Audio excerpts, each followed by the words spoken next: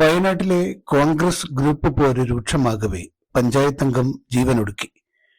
Mullankolli panchayat 2-ാം ward അംഗവും കോൺഗ്രസ് പ്രവർത്തകനുമായ പെരിക്കല്ലൂർ മൂന്നുപാലം നെല്ലേടത്ത് ജോസ് 57 മരിച്ചത്.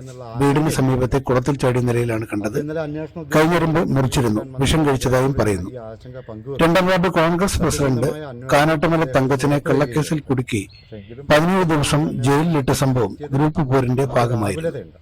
തങ്കച്ചന്റെ വീട്ടിൽ സ്ഫോടക വസ്തുക്കളും കർണാടക മദ്യവും കൊണ്ടുവച്ചിട്ട് പോലീസിന് രഹസ്യ വിവരം നൽകുകയായിരുന്നു.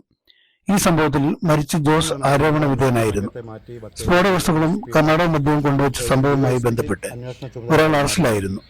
ഇയാളെ ചോദ്യം ചെയ്തപ്പോഴാണ് DCC ഭാരവാഹികളടക്കം കോൺഗ്രസ് നേതാക്കളുടെ പങ്ക് പുറത്തുവന്നത്.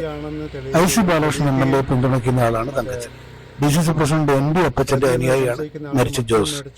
ഇനി വാദപ്രതിവാദങ്ങളും പ്രത്യാക്രമണങ്ങളും ഉരുൾപോലെ പൊട്ടി പുറത്തു വരുമെന്നാണ് നാട്ടുകാർ പറയുന്നത്. Positive news.